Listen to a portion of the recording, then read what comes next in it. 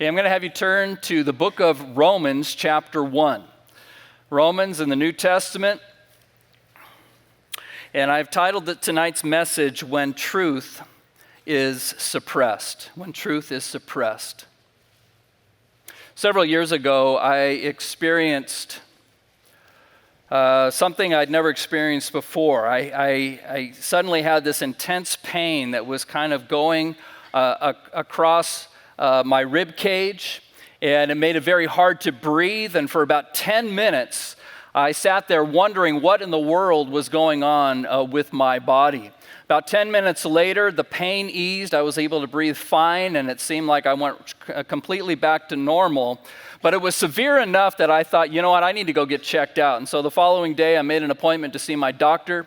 Went to visit that doctor, and he gave me a once-over to examine me, and he couldn't really find anything in particular that alarmed him. And so he said, you know what, it probably was just kind of like a spasm in your diaphragm.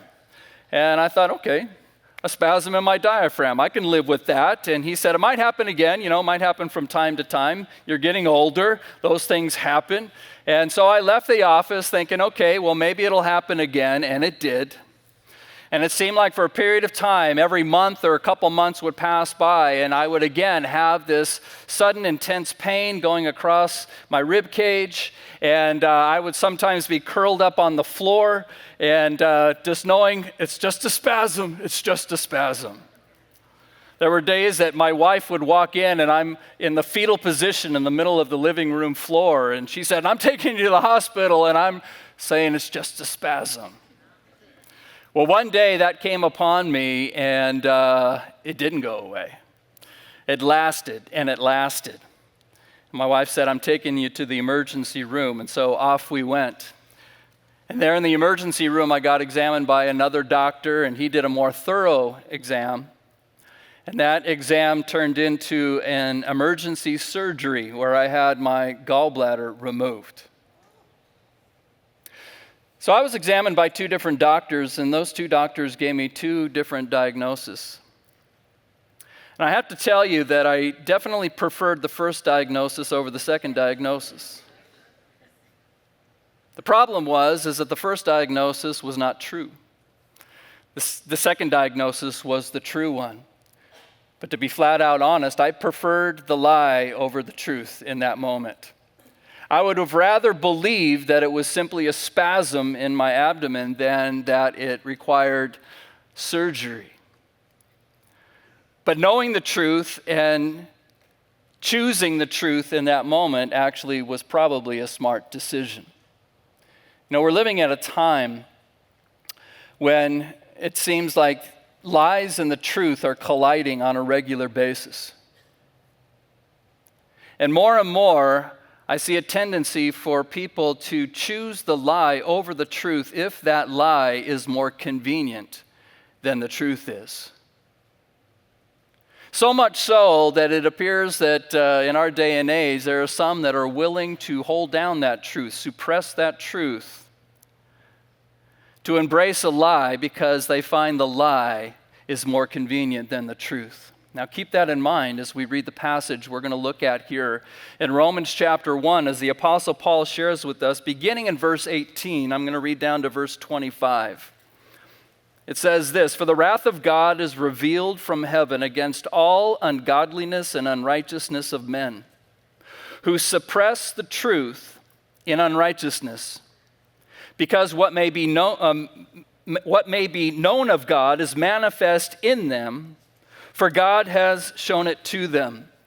For since the creation of the world, his invisible attributes are clearly seen, being understood by the things that are made, even his eternal power and Godhead, so that they are without excuse. Because though they knew God, they did not glorify him as God, nor were they thankful, but became futile in their thoughts, and their foolish hearts were darkened. Professing to be wise, they became fools, and changed the glory of the incorruptible God into an image made like corruptible man, and birds, and four-footed animals, and creeping things. Therefore, God also gave them up to uncleanness in the lusts of their hearts, to dishonor their bodies among themselves, who exchanged the truth of God for a lie, and worshiped and served the creature rather than the Creator, who is blessed forever. Amen.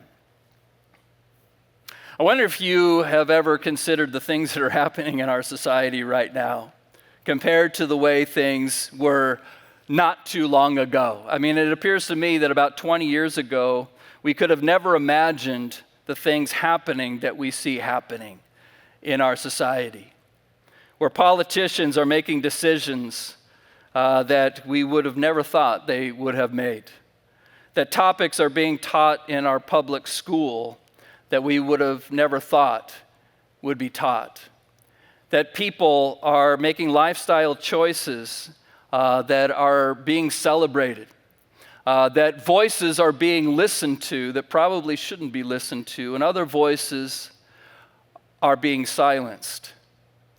And maybe you, like me, have taken a look at what's happening and have wondered, why is what's happening happening? And how is it that it is happening so quickly in such a short period of time, where it seems like there's been a total culture shift in what is going on in our world right now? I think there are a lot of people right now trying to diagnose our social problems. But I really believe that Scripture is going to give us the right diagnosis right here in this passage. And it begins in verse 18, where it says, "For the wrath of God is revealed from heaven against all ungodliness and unrighteousness of men." You know, this might not be the most popular topic for a pastor to preach on. In fact, I would bet that the majority of us have probably never in our lives heard a message preached on the wrath of God. It's not exactly the thing that pastors want to teach on these days. Pastors want to sound uplifting. They want to be encouraging. They want people to leave church with a smile on their face and feel good about themselves and, be energized. And so the wrath of God is oftentimes a topic that is going to be skirted around. There are other things to talk about, like the love of God and the grace of God. But let me assure you that the wrath of God is as much a part of the nature of who God is as His love, His grace, His mercy, His goodness, His patience, and His kindness. And we don't often think that way because we like to focus on the ones that are more palatable for us. But here the Apostle Paul is going to talk to us a bit about the wrath of God. Now let me tell you that sometimes we shy away from the wrath of God because we misunderstand what His wrath is really like. We think that maybe His wrath is an anger that begins to boil into a full-blown rage, much like when Bruce Banner gets a little bit upset and begins to turn into the Incredible Hulk. His eyes begin to turn yellow. He, rips his shirt off, and the next thing you know, he's smashing buildings and throwing people around. And we get that kind of an image about the wrath of God, that the wrath of God is actually an impulsive, emotional, uncontrolled outburst when God just gets really ticked off. But that's not the way the Bible describes His wrath right here. There are a couple different words that could be translated wrath. One, thumos, where we get our word thermometer, does speak of a kind of like a red-hot anger. But that is not the word that is used here by the Apostle Paul. He uses a different word, which actually means a controlled and determined anger against evil. See, the reality is that God is very patient. The Bible tells us that He is slow to anger, but when His wrath is delivered, we need to understand that it is measured and it is just. In other words, God does not blow a gasket. God is very determined when He does get angry. It is a controlled anger, and it is a justified anger when He dishes out His wrath. And in this passage, we're going to get a little dose of the reason why God reveals His wrath. We're told it to begin with here in verse 18. For the wrath of God is revealed from heaven against all ungodliness and unrighteousness of men who suppress the truth in unrighteousness. Now there are a couple things that are mentioned here. One is that men choose to suppress the reality of God. And two, they do so in order to live an unrighteous life. Why will God pour out his wrath? It's because men have chosen purposefully to reject the reality of God so that they can live as they please. So verse 18 essentially is a summary to the rest of the passage that we are going to dive into. Paul summarizes what he's talking about there in verse 18, but now we're going to see more in depth of why God's wrath will be revealed. Verse 19 and 20, because what may be known of God is manifest in them, for God has shown it to them. For since the creation of the world, his invisible attributes are clearly seen, being understood by the things that are made, even his eternal power and Godhead or divine nature, so that they are without excuse. Now, we know this about how God has revealed himself. He's revealed himself in two distinct ways. We refer to that as general revelation and special revelation. General revelation is the way that God has revealed himself to everybody, everywhere. And he's done his revelation of himself in two ways to everyone, everywhere. One is from the inside, and the other is from the outside. Inwardly, God has revealed himself in man's conscience, meaning that there is an innate understanding that there is a God who made us that exists in every human being.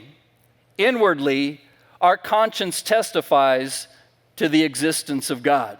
And not just that God exists, but also that there is a right and a wrong. If you want to glance at chapter 2, verse 15, we know that our conscience not only convinces us that God exists, but also that there is good and evil, there is right and wrong. For in verse 15 it says, who show the work of the law written in their hearts, their conscience also bearing witness, and between themselves their thoughts accusing or else excusing them. That is to say that inwardly we have an awareness of when we are living right or we are living wrong. And so God inwardly has testified to every human being that he is there and that there is a right and that there is a wrong. But then he also has revealed himself outwardly at the things that are made. And so outwardly we see the glory of God through all of creation. That's why in verse 19 it says these two things, because what may be known of God is manifest in them, that is your conscience, for God has shown it to them, that is the creation around us. Many of you have heard of Helen Keller, that woman who, when she was at a young age, contracted a disease that took away her ability to hear, her ability to see, and her ability to speak.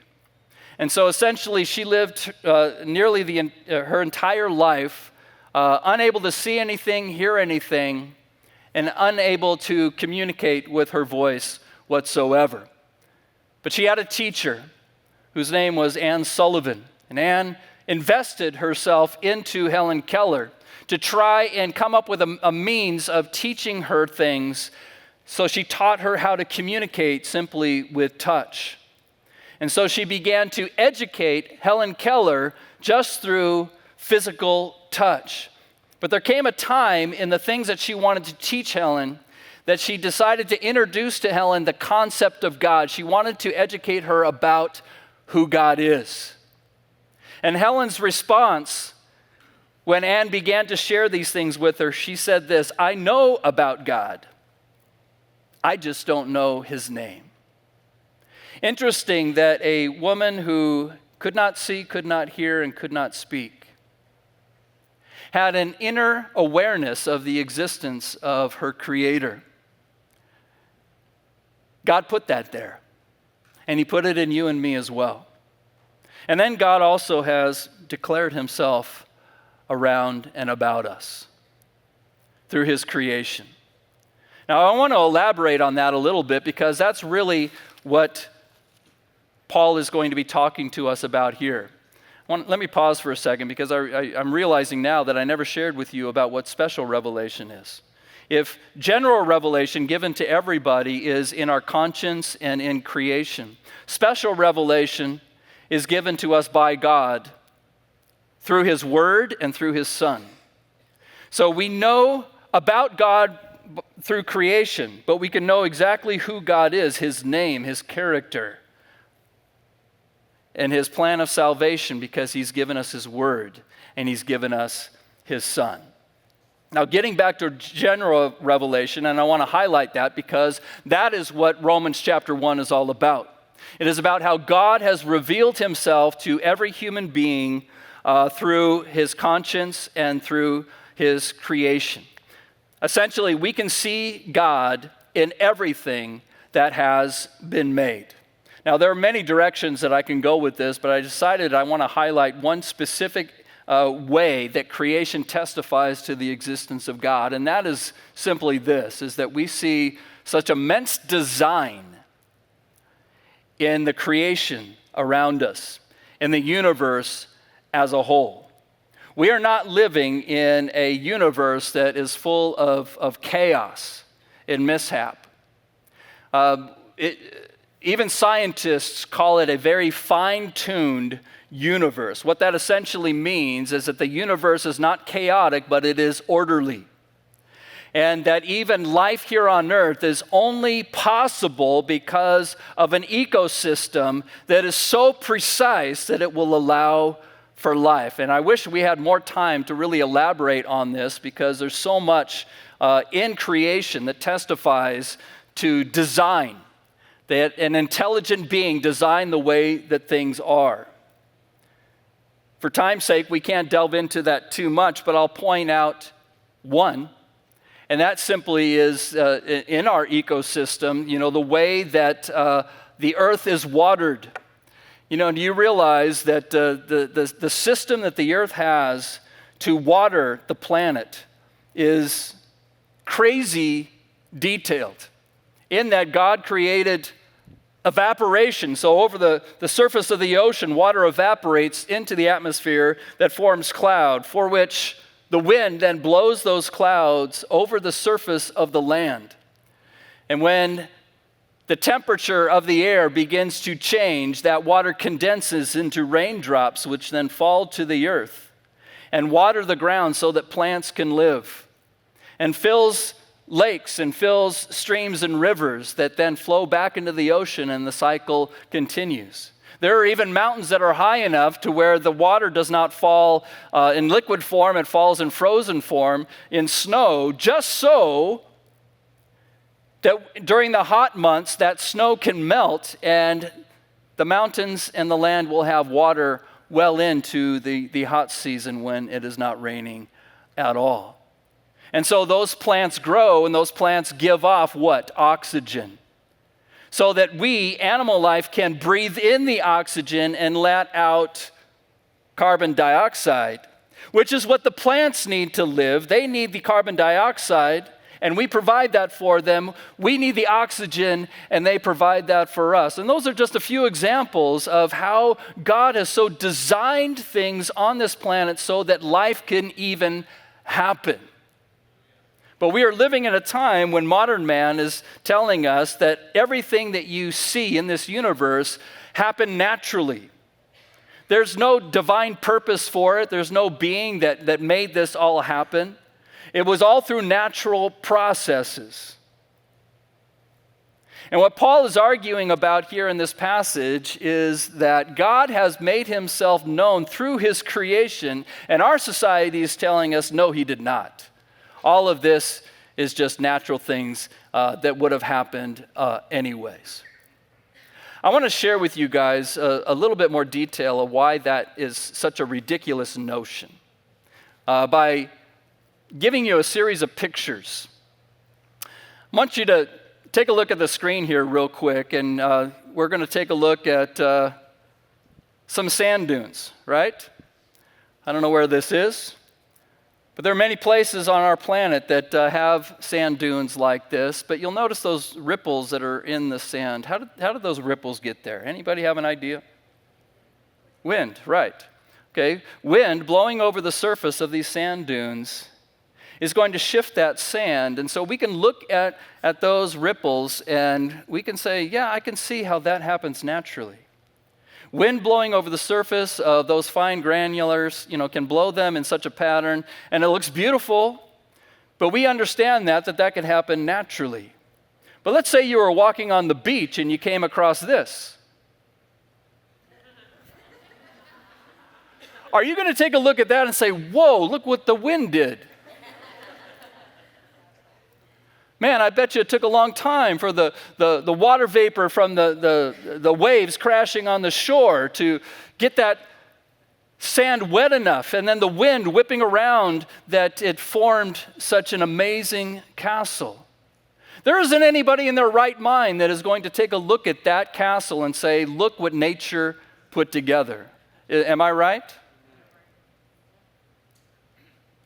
Now, the person who built that may not be around at all, but we know that there is a person who built that. Even if nobody is on the beach but you yourself in that sandcastle, you know that somebody was here, and somebody had in their mind to build something like that and made it happen with their skill and intelligence and knack for design. Am I right? Nobody in their right mind is going to take a look at a sandcastle on the beach and say, wow, look what the wind did. Let me show you another picture. This is a picture from Bryce Canyon in Utah. And those red rock spires are called hoodoos.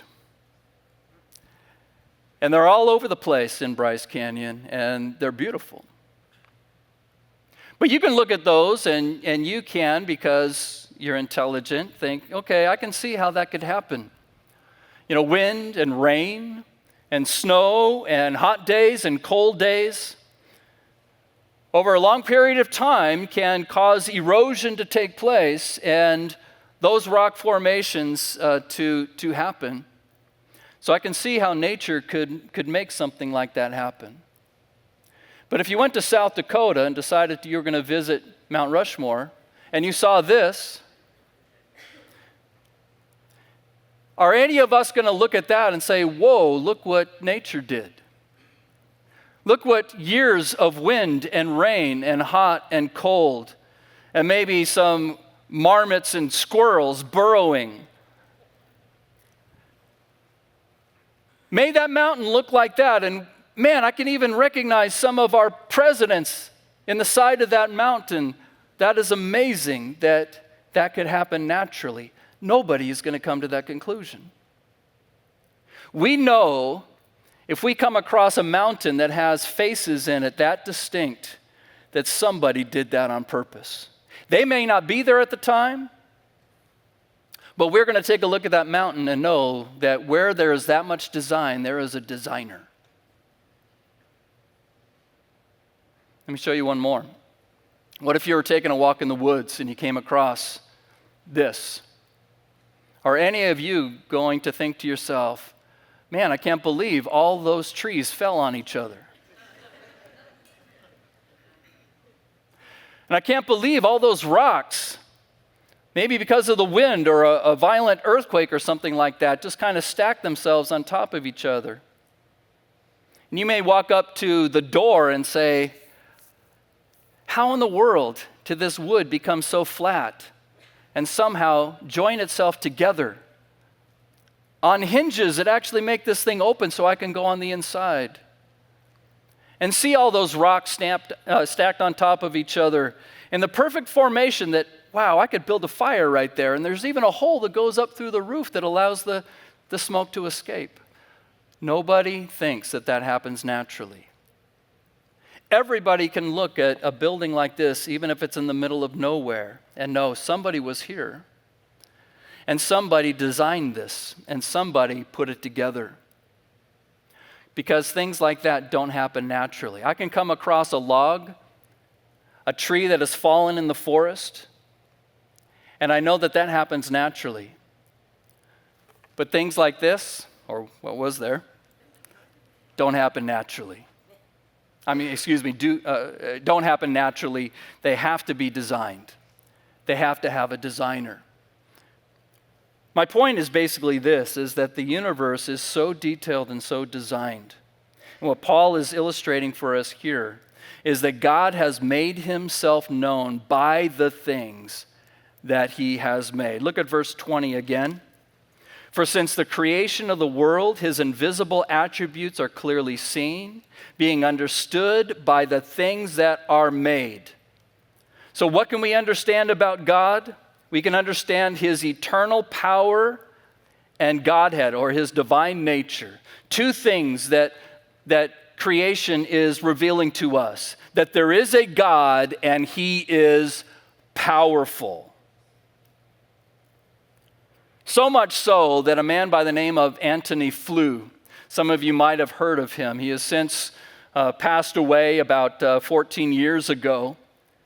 But he lived most of his life in the last century, and he was one of the most well-known atheists in all of the world. In fact, he spent 60 years of his life not only content with his own atheism, but often speaking critically about those that believe in the existence of God. And that lasted for most of his life, but the day came when he changed his mind. And you might wonder what would happen to a guy who would decide that his atheism doesn't work for him anymore, and he became a believer in God. And what he said was this, is he lived by this life principle: follow the evidence wherever it leads. And so as a philosopher, he always tried to follow the evidence. But he finally got to the point where he realized that all of the evidence was actually leading not to naturalism, but to a divine creator. And he ended up writing a book which he titled, There Is a God, subtitled, How the World's Most Notorious Atheist Changed His Mind. Now, wouldn't it be great if every scientist would come to the same realization? But that's just simply not happening. Many of you might have heard of Richard Dawkins. He's an evolutionary biologist. Not only is he an atheist, but he is adamant about his atheism and critical about the existence of God.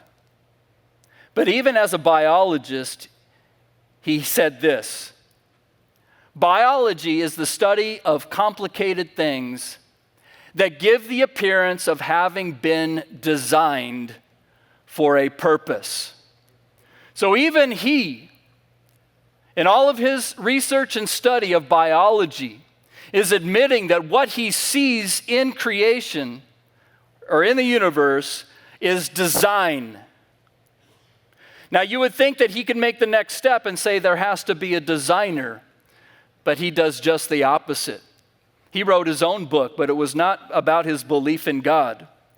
He called his book The God Delusion, in which he dispels the notion and really thinks those that believe in a creator to be fools.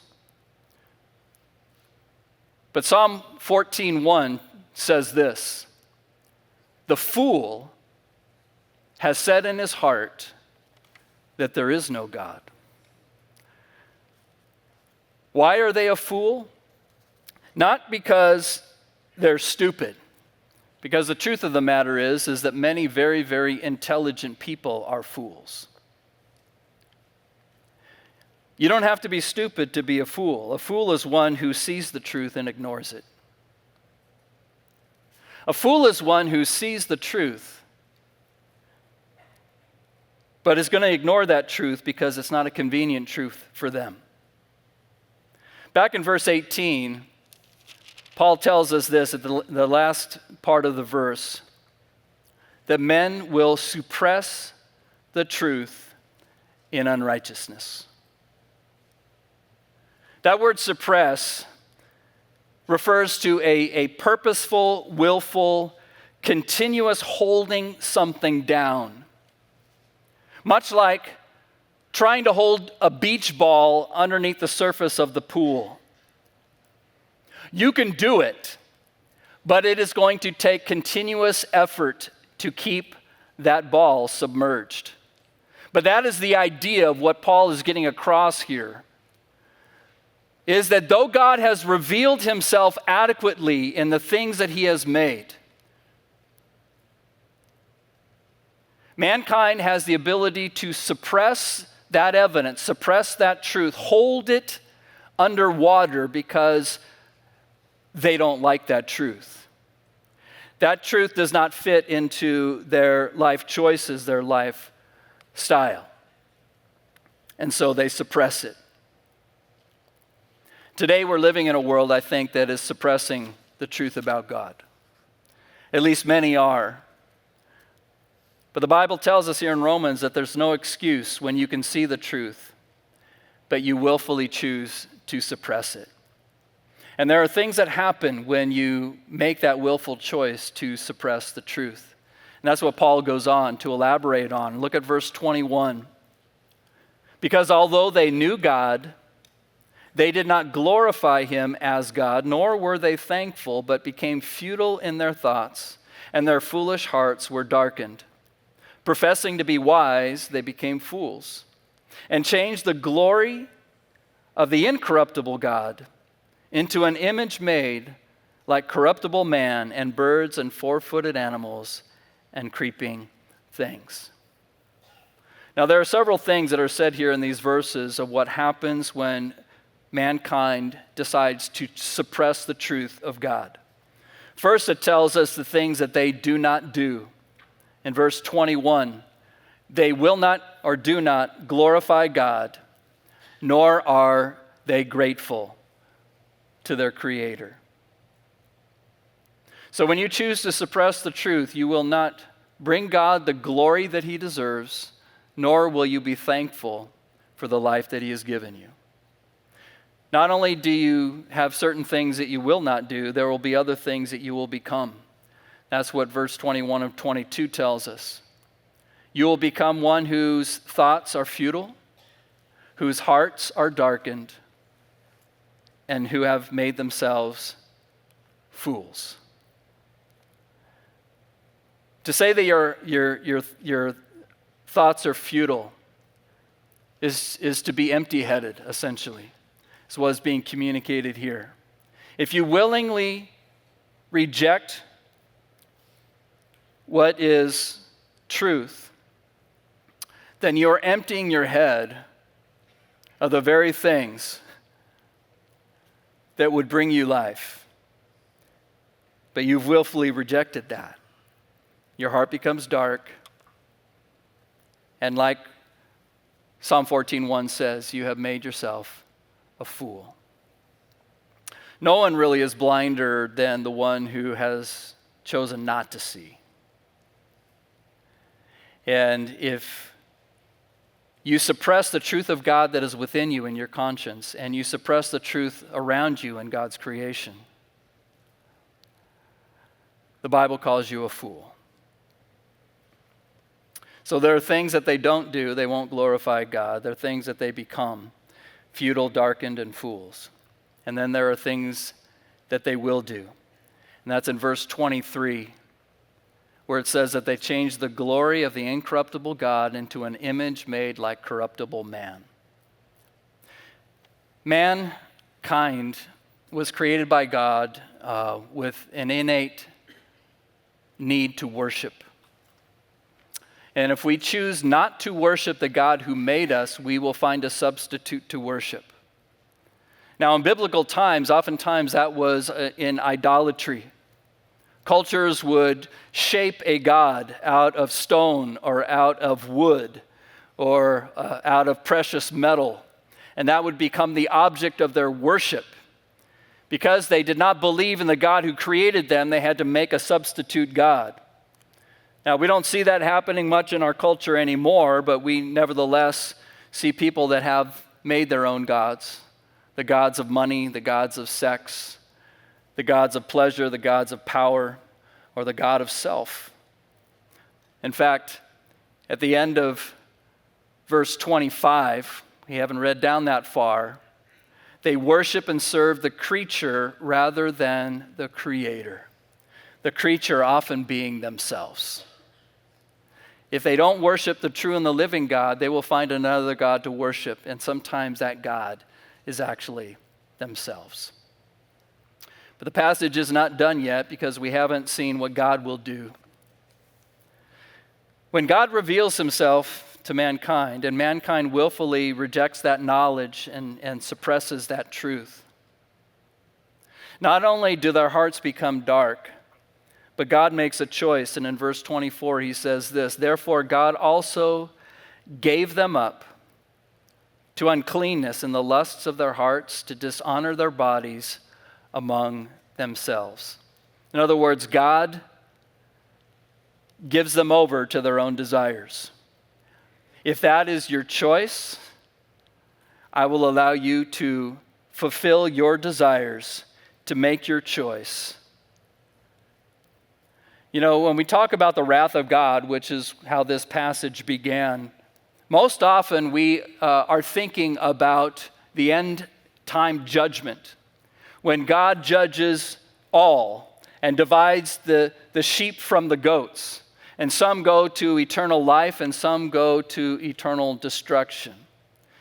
But that is not the only way that God reveals his wrath. That is surely not how God is revealing his wrath in this passage. Many of you are parents. When your kids were growing up, there were times that they were acting like fools, and so you had to do something about it. And part of a parent's job is to bring, the rod of correction. Now, sometimes parents correct by intervening, timeout, spanking, or what have you. Other times parents discipline by not intervening and allowing that child to suffer the consequences of their own choices. Sometimes we intervene, sometimes we don't intervene. But both ways, we are intending discipline to be dished out. Sometimes God displays his wrath by not intervening. And this seems to be one of those cases where God says, okay, you don't want to believe in me. You don't want to be governed by the good that I want you to walk in. You are going to choose the unrighteousness that you want to walk in. I'm going to go ahead and let you do that. In this chapter, 3 times it tells us that God gave them over. In verse 24, in verse 26, and then later in verse 28. 3 times over, we are told that God gave them over. They made their choice, and God says, okay, I'm going to let you live out your choice. And I think that that's what we're experiencing in our world right now. To a great extent, I think that God has given over. And now our society is running amok and indulging in the very things that God was trying to keep them from. So we can watch the news today and we can see what is happening with our laws, the moral decay, common sense being set aside. And maybe see that mankind is bringing upon themselves the fruit of the choice that they made when God has made himself known and they said, I don't want him. But even in that, I think God's grace is still revealed. We're told in 2 Peter that God is long-suffering, not wanting any to perish, but all to come to repentance. We're not living in the time of God's full-blown wrath. Maybe his wrath is measured because he's allowing people to do what they want to do.